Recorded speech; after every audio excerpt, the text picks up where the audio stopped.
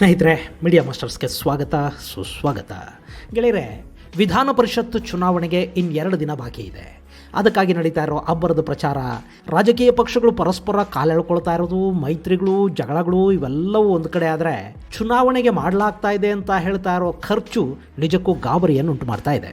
ಹಾಗೆ ಮೇಲ್ಮನೆ ಅಂತ ಕರೆಸಿಕೊಳ್ಳಲ್ಪಡುವ ಗೌರವಾನ್ವಿತ ಸಭೆಗೆ ಎಂತೆಂಥವರೆಲ್ಲ ಆಯ್ಕೆಯಾಗ್ತಾರಲ್ಲ ಅನ್ನೋದನ್ನು ನೋಡಿದಾಗ ಈ ಪರಿಷತ್ತು ಅನ್ನೋದು ನಿಜಕ್ಕೂ ಬೇಕಿದೆಯಾ ಅನ್ನೋ ಪ್ರಶ್ನೆ ಹುಟ್ಟೋದು ಕೂಡ ಸಹಜನೇ. ಮತ್ತು ಆ ಬಗ್ಗೆ ಒಂದು ಚರ್ಚೆ ನಡಿಬೇಕಾದ ಅಗತ್ಯ ಇವತ್ತಿನ ಕಾಲಘಟ್ಟದಲ್ಲಿ ತುಂಬಾ ಇದೆ.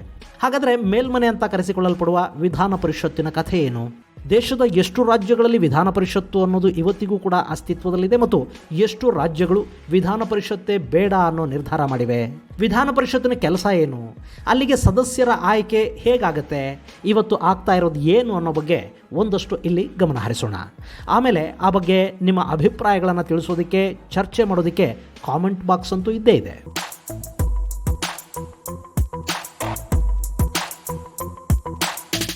ಗೆಳೆಯರೆ, ವಿಧಾನ ಪರಿಷತ್ತಿನ ಚುನಾವಣೆಗಳು ನಡೆಯೋದಕ್ಕೆ ಇನ್ನು 2 ದಿನ ಬಾಕಿ ಇವೆ. ಹೀಗಾಗಿ ಪ್ರಚಾರ, ಹಂಚಿಕೆಯ ಅಬ್ಬರ ಕೂಡ ತುಂಬಾ ಹೆಚ್ಚಾಗ್ತಾ ಇದೆ. ಗ್ರಾಮ ಪಂಚಾಯಿತಿಯಿಂದ ಹಿಡಿದು ಮಹಾನಗರ ಪಾಲಿಕೆ ಸದಸ್ಯರವರೆಗೆ ಒಂದೊಂದು ಕಡೆ ಒಬ್ಬೊಬ್ಬರಿಗೆ ಒಂದೊಂದು ರೇಟು ಫಿಕ್ಸ್ ಆಗಿದೆ ಅನ್ನೋ ಮಾತುಗಳು ಕೇಳಿ ಬರ್ತಾ ಇವೆ. ಆ ಪಾರ್ಟಿಯವರು ಇಷ್ಟು ಕೊಡ್ತಿದ್ದಾರೆ, ಈ ಪಾರ್ಟಿಯವರು ಅಷ್ಟು ಖರ್ಚು ಮಾಡ್ತಾ ಇದ್ದಾರೆ ಅನ್ನೋದನ್ನ ವಿವಿಧ ಪಕ್ಷಗಳ ಮುಖಂಡರೇ ಬಹಿರಂಗಪಡಿಸಿಕೊಂಡು ಓಡಾಡ್ತಾ ಇದ್ದಾರೆ. ಒಂದು ಟ್ಯಾರಿಫ್ ಪ್ರಕಾರ ಗ್ರಾಮ ಪಂಚಾಯಿತಿ ಸದಸ್ಯರಿಗೆ ಕಳೆದ ಬಾರಿ ಚುನಾವಣೆಯಲ್ಲಿ ಒಂದು ಓಟಿಗೆ 20,000ರಿಂದ 25,000 ಸಾವಿರದವರೆಗೆ ಕೊಡಲಾಗ್ತಾ ಇತ್ತು. ಈ ಬಾರಿ ಅದು ಇನ್ನೂ 10,000 ಏರಿಕೆ ಆಗಿದೆ ಅಂತ ಹೇಳಲಾಗ್ತಾ ಇದೆ. ಹಾಗೆಯೇ ಪಟ್ಟಣ ಪಂಚಾಯಿತಿ ಸದಸ್ಯರಿಗೆ ಗ್ರಾಮ ಪಂಚಾಯಿತಿಗಿಂತಲೂ 10,000ರಿಂದ 15,000 ಹೆಚ್ಚಿನ ಬೆಲೆ ಇದ್ದರೆ, ನಗರ ಪಾಲಿಕೆಗಳ ಸದಸ್ಯರ ರೇಟು ಸುಮಾರು 50,000ದವರೆಗೆ ಇದೆ. ಅದೇ ಮಹಾನಗರ ಪಾಲಿಕೆ ಆದರೆ 1ರಿಂದ 5 ಲಕ್ಷದವರೆಗೆ ಈ ಬಾರಿ ಬೆಲೆ ಏರಿಕೆ ಆಗಿದೆ ಅನ್ನೋದು ಚುನಾವಣಾ ಪ್ರಚಾರದಲ್ಲಿ ತೊಡಗಿಸಿಕೊಂಡಿರುವ ರಾಜಕೀಯ ಪಕ್ಷವೊಂದರ ಹಿರಿಯ ನಾಯಕರು ಹೇಳ್ತಾ ಇರೋ ಮಾತು. ಹೆಸರನ್ನ ಗೌಪ್ಯವಾಗಿಡಬೇಕು ಅನ್ನೋ ಅವರ ಬೇಡಿಕೆ ಮೇರೆಗೆ ಇಲ್ಲವರ ಐಡೆಂಟಿಟಿಯನ್ನು ನಾನು ರಿವೀಲ್ ಮಾಡೋದಕ್ಕೆ ಹೋಗೋದಿಲ್ಲ. ಹಾಗಂತ ಇದು ಇಷ್ಟಕ್ಕೆ ನಿಲ್ತಾ ಇಲ್ಲ. ಒಂದಷ್ಟು ಅಭ್ಯರ್ಥಿಗಳು ಈಗಾಗಲೇ ತಮ್ಮ ಮತದಾರರಿಗೆ ಟೋಕನ್ ಅಡ್ವಾನ್ಸ್ ಕೊಟ್ಟಿದ್ದಾರೆ. ಮತದಾನಕ್ಕೆ ಮೊದಲವರಿಗೆ ಫುಲ್ ಪೇಮೆಂಟ್ ಮಾಡಲಾಗುತ್ತಂತೆ. ಇನ್ನು ಕೆಲವರು ವಾಷಿಂಗ್ ಮಷಿನ್ನಿಂದ ಹಿಡಿದು ಮಹಿಳಾ ಸದಸ್ಯರಿಗೆ ಸೀರೆಗಳವರೆಗೆ ಸಾಕಷ್ಟು ಬಹುಮಾನಗಳನ್ನು ಈಗಾಗಲೇ ಕೊಟ್ಟಿದ್ದಾರೆ. ಅದರ ಜೊತೆಗೆ ಗ್ರಾಮ ಪಂಚಾಯಿತಿ ಸೇರಿದ ಹಾಗೆ ಸ್ಥಳೀಯ ಸಂಸ್ಥೆಗಳ ಒಂದಷ್ಟು ಪ್ರತಿನಿಧಿಗಳಿಗೆ ಕೂಪನ್ಗಳನ್ನು ಕೂಡ ವಿತರಿಸಲಾಗಿದೆ. ಈ ಕೂಪನ್ ತಗೊಂಡು ಹೋಗಿ ಎಣ್ಣೆ ಅಂಗಡಿಯಲ್ಲಿ ಕೊಟ್ಟರೆ ಸಾಕು, 1 ತಿಂಗಳು ಪೂರ್ತಿ ಎಣ್ಣೆ ಪೂರೈಕೆ ಆಗುತ್ತೆ. ಅದರ ಹಣವನ್ನು ಅಭ್ಯರ್ಥಿ ಅಥವಾ ಅವನ ಕಡೆಯವರು ಕೊಟ್ಕೋತಾರೆ. ಇಲ್ಲಿ ಚುನಾವಣೆಗೆ ಸ್ಪರ್ಧಿಸಿರುವ ಅಭ್ಯರ್ಥಿಗಳು ಏನಿಲ್ಲ ಅಂದರೂ ಕೂಡ ಸುಮಾರು 6ರಿಂದ 10 ಕೋಟಿ ರೂಪಾಯಿವರೆಗೆ ಖರ್ಚು ಮಾಡ್ತಾ ಇದ್ದಾರೆ. ಅಂತೂ ಇಲ್ಲಿ ನಡೀತಾ ಇರೋದು ಅಪ್ಪಟ ವ್ಯಾಪಾರ. ಇದು ಗೊತ್ತಿದ್ದೂ ಕೂಡ ಈ ಬಗ್ಗೆ ರಾಜಕೀಯ ನಾಯಕರೇ ಬಹಿರಂಗವಾಗಿ ಮಾತಾಡಿದರೂ ಕೂಡ ಚುನಾವಣಾ ಆಯೋಗ ಯಾಕೆ ಸುಮ್ಮನಿದೆ? ಇಲ್ಲಿವರೆಗೆ ಸುಮಾರು 9 ಲಕ್ಷ ರೂಪಾಯಿ ಮೌಲ್ಯದ 2,534 ಲೀಟರ್ನಷ್ಟು ಮದ್ಯವನ್ನು ವಶಪಡಿಸಿಕೊಂಡಿರೋದು ಬಿಟ್ಟರೆ, ಹಣ ವಶಪಡಿಸ್ಕೊಳ್ಳೋದು, ಹಣ ಹಂಚಿಕೆ ವಿರುದ್ಧ ಕ್ರಮ ತಗೊಳ್ತಾ ಇರೋದು, ಖರ್ಚಿನ ಲೆಕ್ಕ ಕೇಳೋದು, ಇದು ಯಾವುದನ್ನು ಯಾಕೆ ಮಾಡ್ತಾ ಇಲ್ಲ?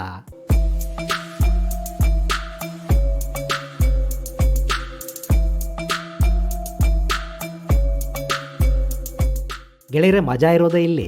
ಈ ಮೇಲ್ಮನೆ ಅನ್ನೋದಿದೆಯಲ್ಲ, ಇದು ಗೌರವಾನ್ವಿತ ಪ್ರತಿನಿಧಿಗಳಿಗಾಗಿ ಇರೋ ಮನೆ ಅನ್ನೋ ಒಂದು ನಂಬಿಕೆ ನಮ್ಮಲ್ಲೂ ಇದೆ ಮತ್ತು ನಮ್ಮ ಸಂವಿಧಾನದಲ್ಲೂ ಇದೆ. ವಿಧಾನ ಪರಿಷತ್ತಿಗೆ ಸದಸ್ಯರನ್ನ ಜನಾನೇ ನೇರವಾಗಿ ಆಯ್ಕೆ ಮಾಡೋದಿಲ್ಲ. ಇದೊಂಥರ ಎಲೆಕ್ಟೋರಲ್ ಕಾಲೇಜ್ ಅಂತೀವಲ್ಲ, ಅದರಿಂದ ಆಗುವ ಆಯ್ಕೆ. ಅಂದರೆ ಈಗಾಗಲೇ ಜನರಿಂದ ಆರಿಸಿ ಬಂದ ಜನಪ್ರತಿನಿಧಿಗಳು ಮತ ಚಲಾಯಿಸಿ ವಿಧಾನ ಪರಿಷತ್ತಿಗೆ ತಮ್ಮ ಕ್ಷೇತ್ರದಿಂದ ಸದಸ್ಯರನ್ನ ಆರಿಸಿ ಕಳುಹಿಸಿ ಕೊಡ್ತಾರೆ. ಅಂದಹಾಗೆ ಈ ವಿಧಾನ ಪರಿಷತ್ತು ಅನ್ನೋದಿದೆಯಲ್ಲ, ಇದನ್ನ ಹಿರಿಯರ ಮನೆ ಅಂತ ಕರೆಯಲಾಗುತ್ತೆ. ವಿವಿಧ ಕ್ಷೇತ್ರಗಳಲ್ಲಿ ಅನುಭವ ಹೊಂದಿರುವ ಜ್ಞಾನಿಗಳನ್ನು, ಪಂಡಿತರನ್ನು ಆಯ್ಕೆ ಮಾಡಿ ಇಲ್ಲಿಗೆ ಕಳುಹಿಸಿದರೆ ಅವರೇನೋ ಜನಹಿತ ಕೆಲಸಗಳನ್ನು ಮಾಡ್ತಾರೆ ಅನ್ನೋ ನಂಬಿಕೆ. ನಮ್ಮ ವಿಧಾನಸಭೆಯಲ್ಲಿ ಅಂಗೀಕಾರವಾಗುವ ಯಾವುದೇ ಮಸೂದೆ ಕೂಡ ಈ ಮೇಲ್ಮನೆಯಲ್ಲಿ ಚರ್ಚೆ ಆಗಿ ಅಲ್ಲಿ ಕೂಡ ಅಂಗೀಕಾರವನ್ನು ಪಡಿಬೇಕು.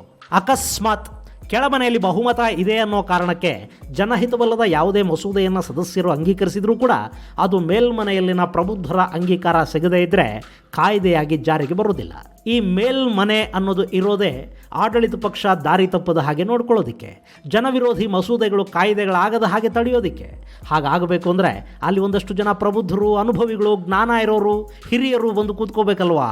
ಒಂದು ಕಾಲದಲ್ಲಿ ಮೇಲ್ಮನೆ ಅನ್ನೋದು ಹಾಗೆ ಇತ್ತು ಅಂತ ಅನಿಸುತ್ತೆ. ಆದರೆ ಇವತ್ತು ಏನಾಗಿದೆ ಅನ್ನೋದನ್ನು ಒಮ್ಮೆ ನೋಡಿಕೊಂಡು ಬನ್ನಿ. ಅಲ್ಲಿ ರಾಜಕೀಯ ನಿರಾಶ್ರಿತರು ಇರ್ತಾರೆ, ಪಕ್ಷಗಳನ್ನು ಬ್ಲಾಕ್ ಮೇಲ್ ಮಾಡಿ ಸೀಟ್ಗಿಟ್ಟಿಸ್ಕೊಂಡವ್ರು ಇರ್ತಾರೆ, ಹಿರಿಯ ನಾಯಕರ ಮನೆ ಚಾಕರಿ ಮಾಡಿಕೊಂಡು ಬಿದ್ದಿದ್ದವರು ಅವರ ಕಪ್ಪು ಹಣವನ್ನು ಎಲ್ಲೆಲ್ಲೋ ತೊಡಗಿಸಿ ಅದಕ್ಕೊಂದು ದಾರಿ ಮಾಡಿಕೊಟ್ಟವರು, ರಾತ್ರಿಗಳಲ್ಲಿ ಪಲ್ಲಂಗ ಸೇವೆಗಳನ್ನು ಮಾಡಿಸಿ ತೃಪ್ತಿಪಡಿಸ್ತಾ ಬಂದವರು, ಕಡೆಗೆ ಹಣ ಕೊಟ್ಟು ಟಿಕೆಟ್ ಖರೀದಿ ಮಾಡೋ ಶಕ್ತಿ ಇರೋರು ಇಂಥವರಲ್ಲದೆ ಬೇರೆ ಯಾರಿಗಾದರೂ ಮೇಲ್ಮನೆಯಲ್ಲಿ ಸ್ಥಾನ ಸಿಕ್ಕಿದ್ರೆ ಅದು ಅವರು ಪುಣ್ಯ ಮತ್ತು ರಾಜ್ಯ ಮಾಡಿಕೊಂಡ ಅದೃಷ್ಟ ಅಷ್ಟೇ.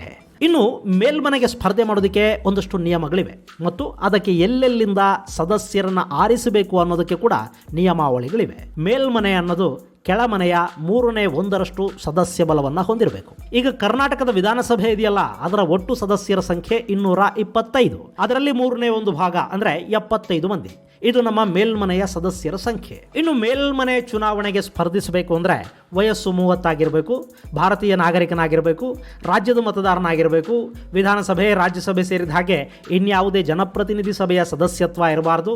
ಹಾಗೆಯೇ ಅಲ್ಲಿಗೆ ಸ್ಥಳೀಯ ಆಡಳಿತಗಳಿಂದ ಅಂದರೆ ಗ್ರಾಮ ಪಂಚಾಯಿತಿ, ಪಟ್ಟಣ ಪಂಚಾಯಿತಿ, ನಗರ ಪಾಲಿಕೆ ಮುಂತಾದವುಗಳಿಂದ 1/3 ಭಾಗದಷ್ಟು ಸದಸ್ಯರು ಆರಿಸಿ ಬರ್ತಾರೆ. ಶಾಸಕರು ಮತ ಚಲಾಯಿಸಿ ಮತ್ತೊಂದು 1/3 ಭಾಗವನ್ನು ಆಯ್ಕೆ ಮಾಡ್ತಾರೆ. ಹೀಗೆ ಶಾಸಕರಿಂದ ಮತ್ತು ಸ್ಥಳೀಯ ಸಂಸ್ಥೆಗಳಿಂದ ಒಟ್ಟು 50 ಮಂದಿ ಆಯ್ಕೆ ಆಗ್ತಾರೆ. ಇನ್ನು 1/6 ಭಾಗ ನಾಮನಿರ್ದೇಶಿತ ಸದಸ್ಯರಿರ್ತಾರೆ. ಉಳಿದ ಹಾಗೆ ಪದವೀಧರ ಕ್ಷೇತ್ರ ಹಾಗೂ ಶೈಕ್ಷಣಿಕ ಕ್ಷೇತ್ರಗಳಿಂದ ಆರಿಸಿ ಬಂದವರು ಕೂಡ ಇರ್ತಾರೆ. ನಮ್ಮ ವಿಧಾನ ಪರಿಷತ್ತಿನ 75 ಸದಸ್ಯರ ಪೈಕಿ 64 ಮಂದಿ ವಿವಿಧ ಕ್ಷೇತ್ರಗಳಿಂದ ಆರಿಸಿ ಬಂದವರಾದರೆ ಉಳಿದ 11 ಮಂದಿ ನಾಮನಿರ್ದೇಶಿತ ಸದಸ್ಯರು. ಇದು ವಿಧಾನ ಪರಿಷತ್ತಿನ ರೂಪ. ಇನ್ನು ಭಾರತದ 28 ರಾಜ್ಯಗಳಲ್ಲಿ ಕೂಡ ಪರಿಸ್ಥಿತಿ ಹೀಗೆ ಇದೆಯಾ?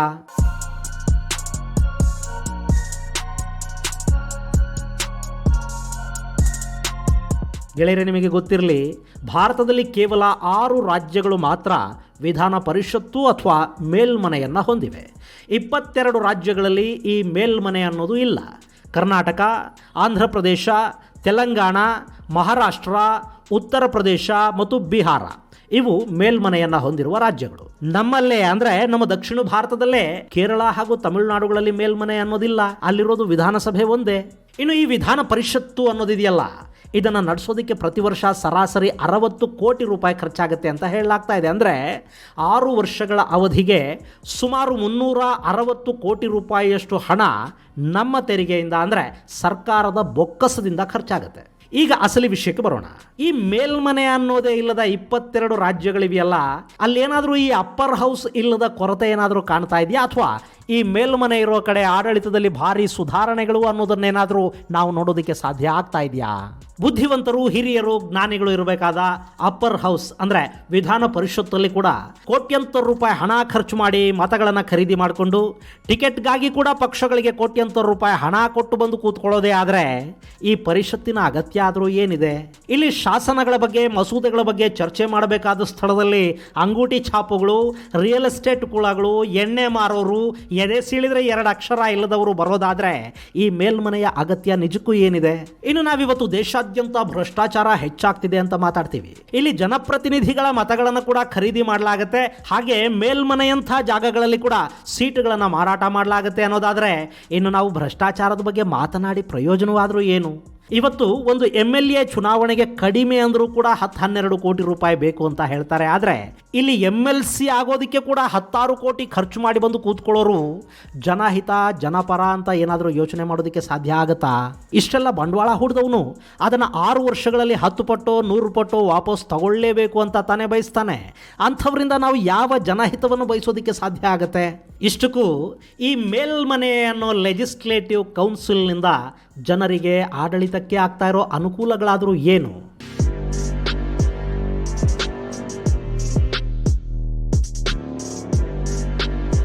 ಗೆಳೆಯರೆ, ಇಲ್ಲಿ ನಿಮಗೆ ಇನ್ನೊಂದು ವಿಷಯ ಹೇಳೋದನ್ನು ಮರೆತುಬಿಟ್ಟೆ.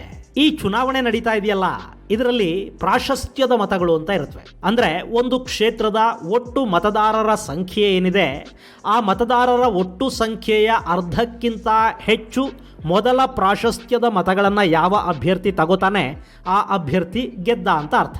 ಅಕಸ್ಮಾತ್ ಹಾಗಾಗಲಿಲ್ಲ ಅಂತ ಇಟ್ಕೊಳ್ಳಿ, ಅಂದರೆ ಒಂದು ಕ್ಷೇತ್ರದಲ್ಲಿ 3-4 ಜನ ಅಭ್ಯರ್ಥಿಗಳು ಸ್ಪರ್ಧಿಸಿದ್ದಾರೆ. ಹೀಗಾಗಿ ಒಟ್ಟು ಮತಗಳು ಅವರ ನಡುವೆ ಹಂಚಿ ಹೋಗಿವೆ. ಯಾರಿಗೂ ಕೂಡ ಅರ್ಧಕ್ಕಿಂತ ಒಂದೇ ಒಂದು ಮತ ಕೂಡ ಹೆಚ್ಚಾಗಿ ಬಂದಿಲ್ಲ. ಅಂಥ ಸಂದರ್ಭದಲ್ಲಿ 2ನೇ ಪ್ರಾಶಸ್ತ್ಯದ ಮತಗಳನ್ನು ಎಣಿಕೆ ಮಾಡ್ತಾರೆ. ಈ 2ನೇ ಪ್ರಾಶಸ್ತ್ಯದ ಮತಗಳೂ ಸೇರಿ ಯಾರಿಗೆ ಅರ್ಧಕ್ಕಿಂತ ಹೆಚ್ಚು ಮತಗಳು ಬರುತ್ತವೆ ಅವರನ್ನು ವಿಜೇತರು ಅಂತ ಘೋಷಿಸ್ತಾರೆ.